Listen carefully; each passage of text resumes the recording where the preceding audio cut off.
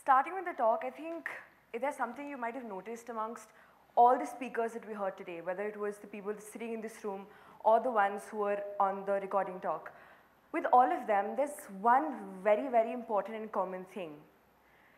Everything that they do, whether it's in building machinery, whether it's the amazing music that we just heard before this, whether it's starting a movement, whether it's painting and taking photographs and using that to change the world, everything that they've done has one common factor, and that is that it makes them happy. And I think it's as simple as that. There's absolutely nothing else to say in terms of while discussing this with someone. And I think I understand that really, really well, because a lot of times when people ask me that, you're 21, you're not even 21 yet, why have you done so much? Isn't it too fast? I mean, most of the times I get these questions from my parents saying, what the hell are you doing? Like, people do this when they're 30 or 40 or even after that. Why are you doing this right now? And I think the answer to all of those questions is that it makes me happy. And I don't think there's any other explanation required. So what I'm going to talk about today is something that I invented myself. It's called the happiness principle. And I don't know how true it is to other people. I don't know whether it's universally applicable or not, but it's definitely true to me. So it has inherent parts in everything that I've experienced so far. It has experiences and stories behind it, everything that the happiness principle talks about. So when I was growing up, and that wasn't very long ago, and I still am, so in high school, I was a very not remembered kid in terms of not remembered by others and not really remembered by me as well. I didn't like myself too much in high school. I didn't like the person that I was. I didn't like the person that I was becoming. And I knew that no matter what happened, I needed to get out of this. I was neither a first bencher, so I wasn't the smart one. I was not the last bencher, so I wasn't the person that people spoke about or knew. And I know that I think everyone here agrees that through high school, that's your main aim in life. I should either be the smart one and earn money and get a good degree, or I should be the back one, a person who people remember through school. So I was neither of them. I was lost somewhere in the middle. So, and that's when I realized that I don't like myself. I don't like the person that I'm becoming, and I'm definitely not happy. Now then arises the question, what does a 16-year-old know about happiness? I didn't know a lot, and I don't think I still do, but if there's something that I've devised through that, is this. You're either happy or you're not. There are no two ways about it. There are just two states of mind, happy or not. You ask people, if I ask my friends, oh, why did you fight with that person? Why did you break up with that guy? All of these questions you ask them, complicated explanations. It's complicated, you won't understand. It's not working out. It's just too hard for me. I can't give it that much time. He just takes too much from me. I can't do it. So by the end of it, the question really remains, whether it's with a job or a degree or your education or your relationships or your parents or anything, you're either happy or you're not. And that's something that I was lucky enough to realize pretty early, and also lucky enough to realize that I was, well, not happy. So I started doing a lot of things in school in terms of starting involving myself in debating, in theatre, in Model UN, in making new friends, trying to get recognized, all of that. And to an extent I did, because I finally realized that I'm not completely useless. I'm not a complete waste of breathing space in my school, and there's a lot I can do with what I know and what I might be good at. So I picked something out of that, and I picked theatre. And I've had a theatre background, I've acted a lot, I've directed a lot of plays, and I think I do it decently well. And so then all of my last 2 years of high school became about that. Then after that, I realized the second thing about happiness, and something I deducted from my school and from my peers itself, and that is that most young people today are not happy. And the worst part, that they have absolutely no idea of how to get that happiness. So then what I did was I started using theatre as a means of getting people together. I started using theatre to make people understand that there might be something that you're passionate about, and there's a lot you can go ahead and do with it. So I started doing that. I started conducting these theatre workshops for underprivileged children in my school. I brought people together. There was a theatre club formed in our school. I was one of the founding members for that. So just using what you do well and creating that into, I wouldn't call it a movement, but creating that into something that you like doing together with other people. So that's how, well, theatre came about. And that's when I realized that, well, most people are not happy, and it's not very tough getting happy. But even so, after doing theatre, after getting that recognition in school, all of that, I realized that, okay, I like myself better now. I don't think I'm a complete waste. I don't think my parents have wasted that much money on me. It's fine. I might become something someday like everyone else, but I still wasn't happy. And I didn't know what to do to get there. So what happened after that completely changed my life, completely revolutionized my life. And it was in the quest of this happiness that Becoming I Foundation came along. Now, Becoming I is now an internationally recognized organization, but initially it was just a thought. And the basic aim at that point was bringing young people together and making them come close and face-to-face with community development projects. Because I think that when I sit in a room like this, when I sit in a classroom back in school, when I sit in my college, I think there is so much energy in the people sitting around me, and they're doing absolutely nothing about it. And there's so much potential and so much that they can do. So then that's how Becoming I came about. And we have 4 different projects running right now. We have Project Fiza, which is what they spoke about. We have Project Broadway, we have Project Leap, and we have Project School Chale Hum. And all of these projects, in one way or the other, bring young people together and bring them face-to-face with community development projects and tell them that, listen, this is happening. And this is not happening very far away from where you live. So I think it's important, as responsible citizens of this world, that you know what's happening and you try in the smallest way possible to change it. So that was the basic aim behind the organization, and it's been 2 years now. We've achieved a lot. We've gone through a lot of troubled times. We've gone past it. All of that has happened. But I think the 3 most favorite things about the organization, one is that I started from scratch. And I think there is nothing else I need to be proud of myself for the rest of my life, is that I started something from scratch. I did not know how to open a bank account. I did not know how to handle a Facebook page. I did not know how to take interviews. I had not been sitting in interviews for a long time. I didn't know how to handle people. I didn't know how to let go of me and make it about other people. I didn't know all of that. I was decently arrogant. I think I still am, and I don't know how to get rid of that, especially when working with other people. But somehow things got together and, well, it came along. The second thing that I love about the organization is that we're not scared. And I think that's common in most young people that I've met, is that we're not scared of criticizing other people. And believe me, it's not as easy as it sounds, because we have huge egos. So you're not scared of criticizing other people, and we're not scared of criticizing ourselves. So when someone asks me that, if you wanted to define Becoming I in crude terms, so what do we look at? Do we look at Najafgarh? Do we go and visit that place? Do we look at your projects? And I'd say no. I'd say, come to our office, it's the 3rd floor of my house, and just watch a core team meeting happening.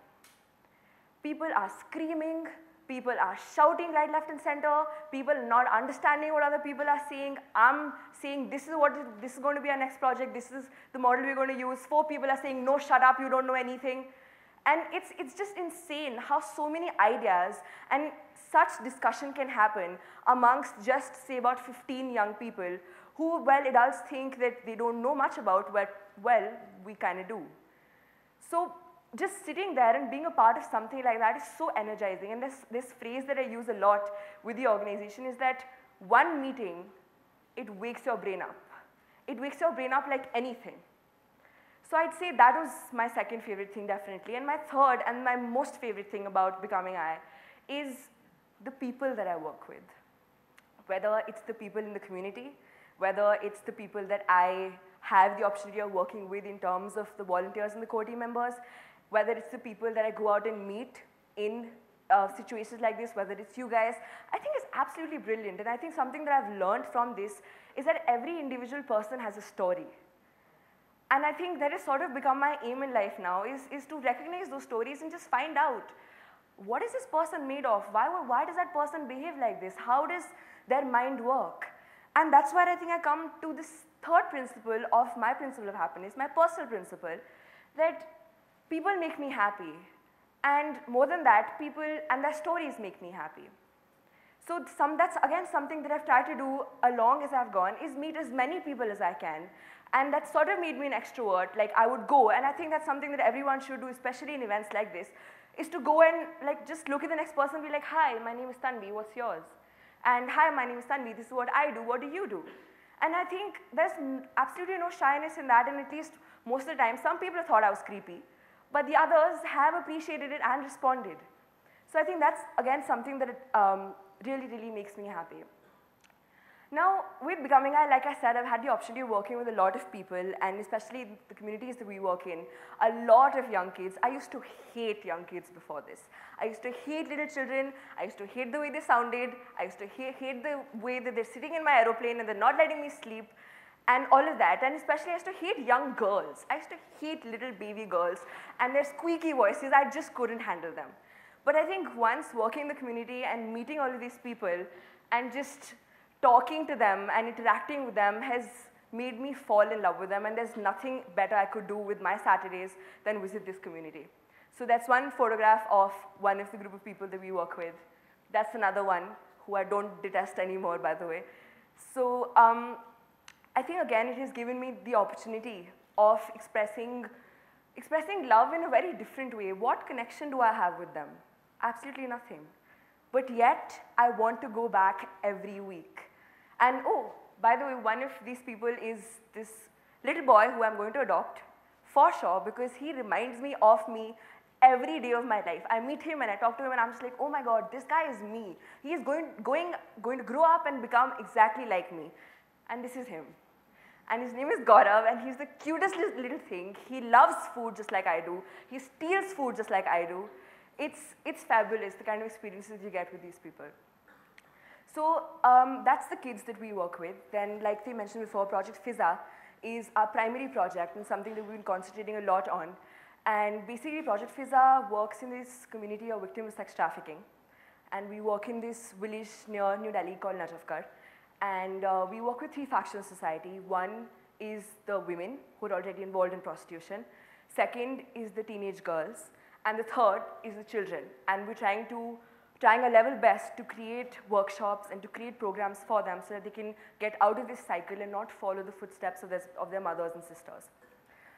Now, with Project Fiza, we've faced a lot of ups and downs, and more downs than ups, definitely. And we've gotten frustrated, and I think the extreme measures we've done to fix things, and we have things happening like the community leader not cooperating with us. We have things happening like groups of men coming, ki aap kaun ho, aap kahan se aaye ho, where have you come from? You need to go away. This is not your community. Go away from that, all of that. But I think one of the most important things of Project Fiza is that we stuck there, and we haven't left. And there are lots of organizations that have come there before me who have funds from abroad, who've been recognized, but we've stuck there, and we're going to stay there for, I'd say, at least my lifetime. Most definitely. And what we understood from that community is something, and I think the most important principle of happiness is this.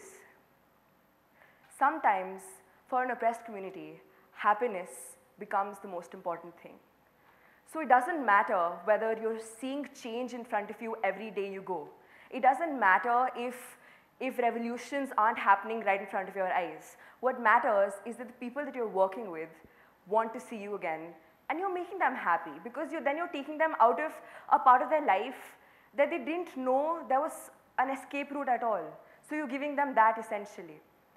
So that's what we started doing with Project Fiza, and I've received a lot of criticism with this project in terms of why would you want to do something as radical for your first project? And for that, I think the answer is that I've researched a lot on a lot of problems that happen in other countries. Of course, we know about Africa, we know about Sudan, we know about Rwanda, all of these, Sierra Leone, all of these places. And I can understand suffering, I can understand poverty, I can understand bad things and wars happening in countries, because I guess it's a part of how the world functions. But what I can't understand is that a woman is in a situation that she thinks that selling her body is the only way she can get money. That she thinks that she has no skills left, absolutely nothing, and she has to go there and sell her body every day so that her husband, who's lazing around in the house, can laze some more. And that's something that I absolutely don't understand. That's something I'm sorry, I'm hooked to, and I don't care how radical it is, I need to change it. So that's one thing about Project Fiza, and that's a lot of things that we're doing along with that. And again, another question that comes to me a number of times is, what is the success rate? What are the numbers? Like, where are you going with this? How do you measure it? I don't know. I have no numbers. I have no statistics. I know for a fact that there will be no change in that community for the next 5 years at least. But what I do know is that every time I go to that community now, there are less children in the community center, which means there are more children in school. I know that there are more women in the community center listening to us than there were ever before. I know that more than 6,000 people all over the world now know about what we're doing and are inspired to start the same movements in their countries. I know that the core team that I started with in the beginning have changed immensely as people inside, and that's the concept of becoming I. Yes, I care about the people that I'm working with, but I'm selfish, and I care the most about myself. So everything that I'm doing is about my happiness less than it is anyone else's. So then it comes to the next point of the principle of happiness, which is when you find that happiness, you'll know. No one will have to come and tell you.